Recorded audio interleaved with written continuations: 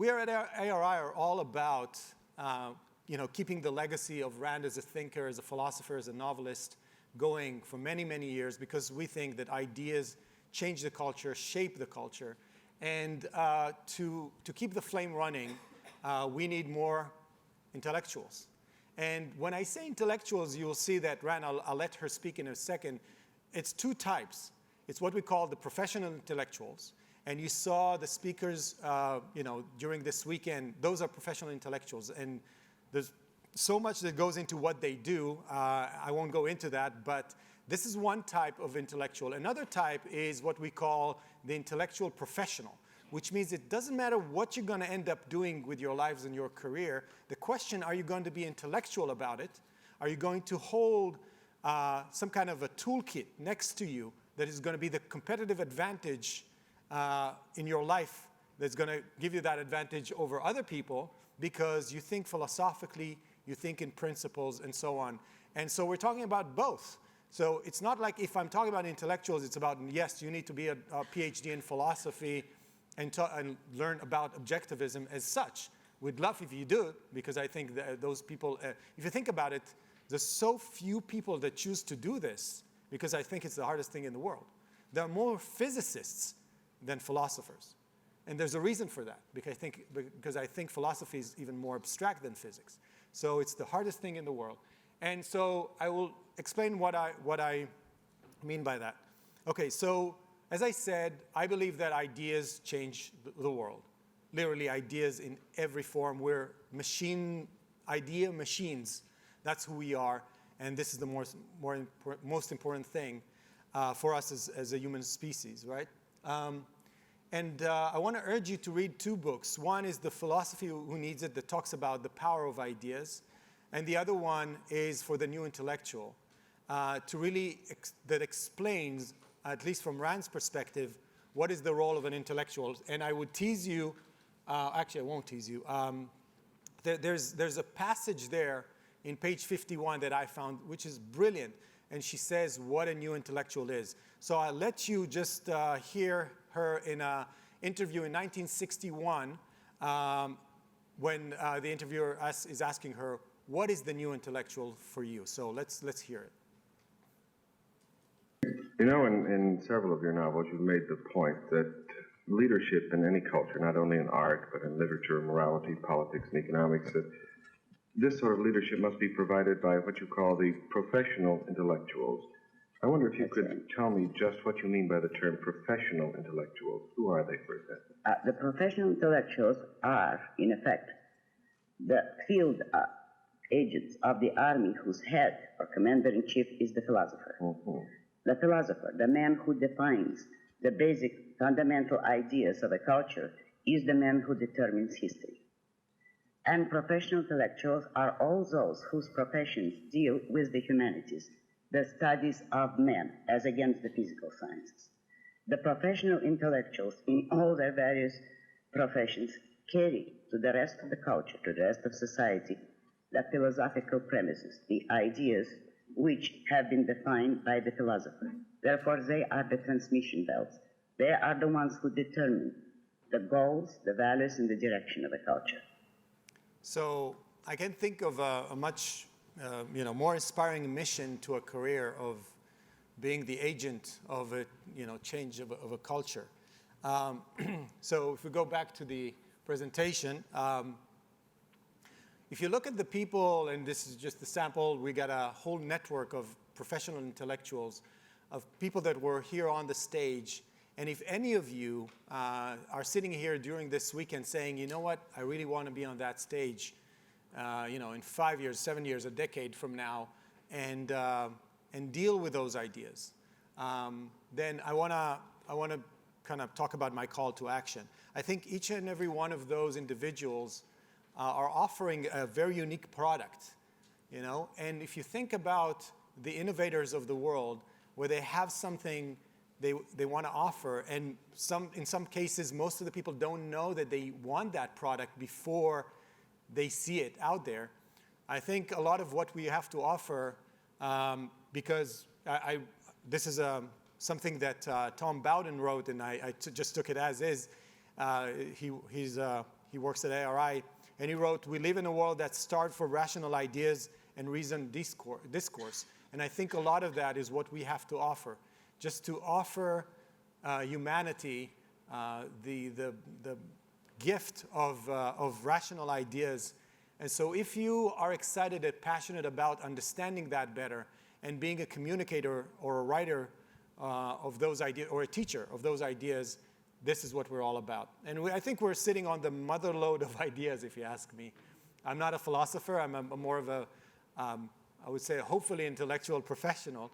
And what I got from this amazing system of ideas is just, I can't even describe in words of how it made me a more fulfilled, happier, more successful person since I was exposed to the set of ideas projected in Rand's writing. So I think that combination is amazing. And if you think that there's not much to do, because Rand wrote objectivism, right? She wrote her novels, she wrote nonfiction. There's endless amount of work to do. And just to give you those books, I just took some of the ones that our speakers wrote. It's amazing how you can take ideas and apply them and make them relevant and make this world clear to us through the applications or further explanations of those ideas. So the books, and there's so much more work to be done. So this is why we decided to create our intellectual development team. So think about Ayn Rand Institute as doing three things. We have the content of Ayn Rand. We have the content of all of the intellectuals that came after Ayn Rand, and we're taking that content, and the second thing we do is we distribute it. So we make sure that we protect the legacy, we continue the legacy, and then we are more of a marketing organization to make sure that each and every one of you get the opportunity to interact with those ideas. And one of them is just making it more and more available. So you saw, I don't know if you see this, but everything's getting on YouTube. And we're coming out with a mobile app so you can take ARI on the go and things like that. The third thing is intellectual development. It's about being a platform for you to achieve your goals as an intellectual. And I'll talk a little bit more about it. So what do you do? What can we do to help you become an intellectual? So first, you have the books. Read the books. And I've talked to so many of you. Some of you wrote, hopefully will write. You read 2, 3 books. There's many more. And I urge you to go and pick up a book that is of interest to you. That's the first thing. I think the best thing we can do as a platform for you to learn about Rand's ideas, just read Rand. Or people that followed Rand, like Dr. Leonard Peikoff, or Dr. Harry Binswanger, or Onkar, or Tara, or Greg, or anyone that you're interested in. And another thing that we have is the campus. So we try to make it even easier. So we're creating courses, basically video-based courses, and we invite you to just, consume more of the content we have. And we're putting the campus on YouTube so it's easy to consume, and we're putting more and more stuff on it. And we're starting to do much more. So the next step was usually, okay, now I want to get serious. I want to invest more time. And we had what we call OAC, the Objectivist Academic Center, as a 3-year program. So we figured out that before you make that investment, while maybe you're still in college, we want to give you something even before you make some kind of a deeper commitment. And we're running seminars and conferences, one of which is this one, but also seminars, advanced seminars, in which we're going to talk about Rand's ideas in a deeper way, more advanced way, to allow you to interact with this kind of content without committing to like a very structured long-term program. So I urge you, now Onkar and Greg are doing a series of, or actually finished, right? Last week, right? Last week was the last of 6 sessions around Ayn Rand's political philosophy. Again, go see it. It has its own kind of Facebook page. It's on YouTube. You can get it. And I want to ask you, who read the Romantic Manifesto? Okay, great. Oh, that's good. Because another thing you can do is to come to OCON. And next year's OCON, it's an announcement. It's the 50th anniversary to the Romantic Manifesto. And the next OCON in Cleveland is going to be all about celebrating this huge, amazing achievement of the Romantic Manifesto. For me, I remember where I was almost in every chapter of reading a Romantic Manifesto. So it's going to be beautiful. It's going to be a beautiful OCON celebrating art and aesthetics. It's going to be very unique. So come to OCON as well. We're going to try to have as much of kind of a student track within OCON to allow you to really have a little bit of what we had this weekend within OCON. So make yourself to Cleveland, Ohio in June of 19, okay? And talk to us. If you want to be there and can't for some reason, we're going to have scholarships as well. And then we have OAC.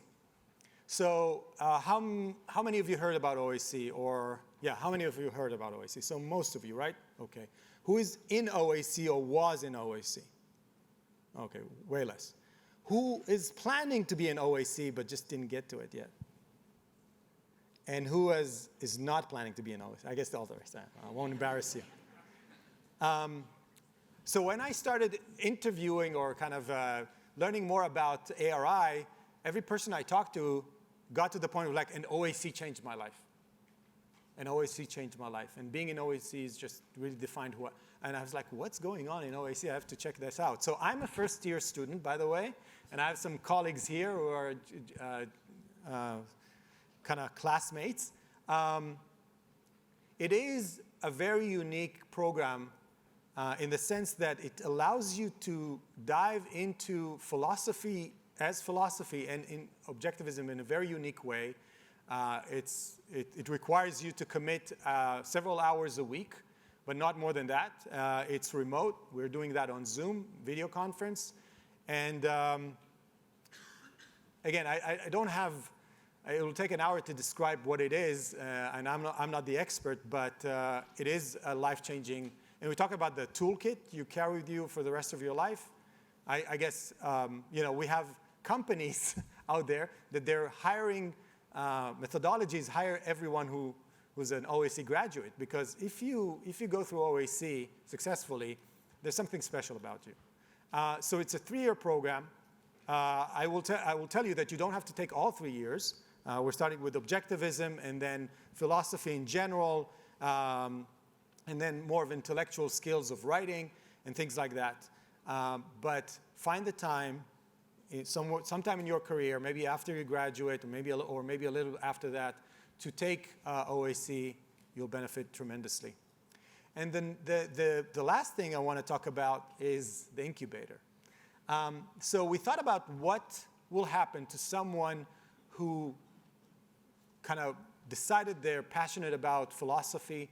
They want to be the next philosopher. They want to stand here in 7 years from now and giving a lecture about objectivism or the application of philosophy in their field of expertise. And we thought that being in OAC is not enough. You need more mentorship.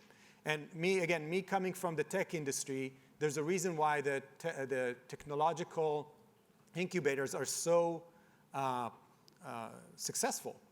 Because when you're young, you don't really know how to create a product that is really interesting and to do everything that is required in order to succeed.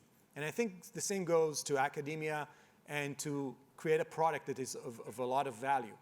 So we created this concept of, it's ARI cubed. It stands for the Ayn Rand Institute Intellectual Incubator. And what that means is that at any given point in time, it doesn't matter if you graduated from OAC or you didn't graduate from OAC, if you're interested in a career and we think you have the potential, like an incubator, we'll invest in you. And by that I mean we will take you in and we'll build a personalized program of mentorship and teaching and make you a better critical thinker and connect you with a network that is required for you to succeed. If you decide if it's in academia or somewhere else, I can give you several examples of very successful entrepreneurs, all the way from Adam Mossoff, who's now heading the Center for the Protection of Intellectual Rights, to Alex Epstein, and many, many others who created their own product, if you will, within academia, or our intellectuals within ARI who are doing amazing things, in my mind, kind of creating or keeping objectivism alive and fresh and relevant. So ARI Cubed is more of a personalized, customized program for each and every one of the people that are interested in that. And you have to show potential, meaning it's an investment on our end. So you will see that Onkar and Jeff will be scouting for talent, right? And if you are, make sure you raise your hand and say, I'm interested. And it's going to be a trade, right? We're going to invest. I'll give a lot of time for questions. I know there are a lot of questions around that. So that's our intellectual development. I want to make a couple of asks before I kind of open up for questions. We want to grow as a community, and we think we have a lot to offer, as you saw. I think I don't know that everyone out there is relevant for us. I think a big majority of our population, unfortunately, is not philosophical, doesn't think in principles, but there are a lot of them. I've spent almost 5 years in the Silicon Valley around very smart people that think in principles, but the wrong ones. And I think we can reach them. And a way to change the culture is having a lot of agents out there. So I asked you personally if you can identify those people around you that are like, yeah, this guy will get it, or she will get it if I spend a little bit more time with her, and maybe give them a book or a recommendation, or just bring them to the next event, or bring them to OCON, and expose people. This is how I got exposed. Natalie is right there. I wouldn't be here if she didn't say, you need to read Atlas. Okay, so bring a friend. And the next thing is, where's Jennifer? She's right there. Jennifer is in the back. She's running our kind of social media team. And what we want to do, and I don't know if you know how the algorithms of social media work, is that we want you to help us kind of spread the word and make our content more visible. And the way you do that is if you like us on Facebook, like a specific video they're putting out, or you subscribe to our channel, or you just share, more than anything, just share the stuff that we put out. The algorithms just pick it up and put it way higher in the search engines. And this is how we see spikes. And I'm happy to say we've more than quadrupled the amount of minutes watched on our YouTube channel in less than a quarter. It used to be like a 1 million. Now it's 4.2. And this is only because you guys are just interacting with it. But do us a favor and share it. Just share it. And just by clicking share, you make that content more visible. So I think I'll end here.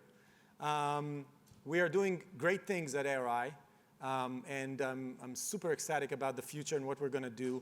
One of those things is take this exact, not specifically, but the theme of this conference, and do it globally. So we're doing one in February in Prague, and we're going to do another one in September in Buenos Aires, Argentina. We're working on another one in Brazil, hopefully more. So we're trying to be global and reach people where they are. So I'm excited about that. So that's it for me. Thank you. Thanks for coming.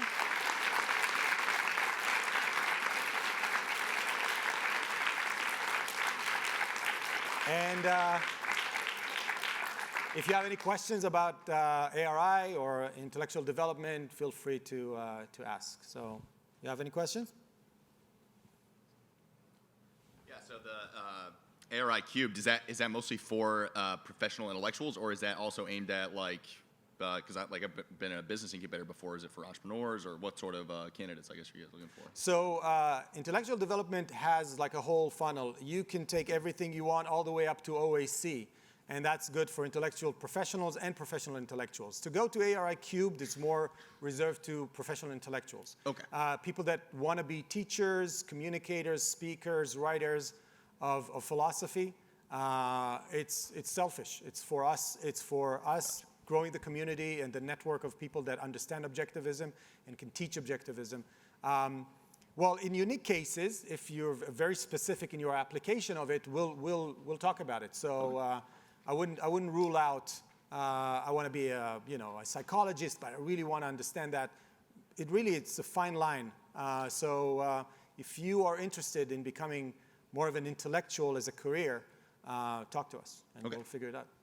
Yeah. Yes, thank you for that. So what is the outline of the program? So you said it's customized.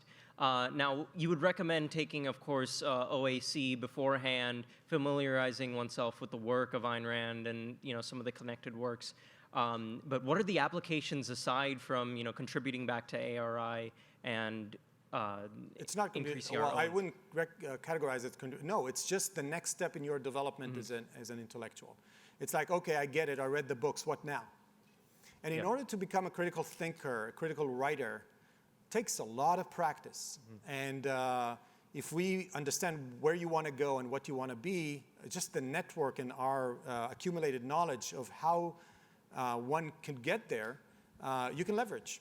And again, think about it as a technological incubator. I have an idea for a product, in this case me, right? And I want to get there. And there's just so much accumulated knowledge and expertise that we have to offer just to expedite the process. So that's how I would think about it. It's like, how can I now take it to the next level? And again, because every career is a little different, we don't want to kind of create maybe we will in several years after gaining some experience, we'll standardize it. But at this point, we just want to talk to you and understand where you want to go with it and just build a program. Some of it will be become a junior fellow in the Institute. Come work for us for a couple of years. Like Augustina is right there, and she's a junior fellow program in our program right now. That's part of it. So it could be a range of like just mentoring or connecting you with the right people, all the way to come work for us and spend several years in the Institute. And so, yeah, that's how I would think about it. Brilliant, thank you. Yeah, thanks. Okay, no other, another question, yes, sorry. Hi, Tal. Yeah. In your talk, you said give the books to friends and people, and I definitely do that. I do with teachers and friends and peers.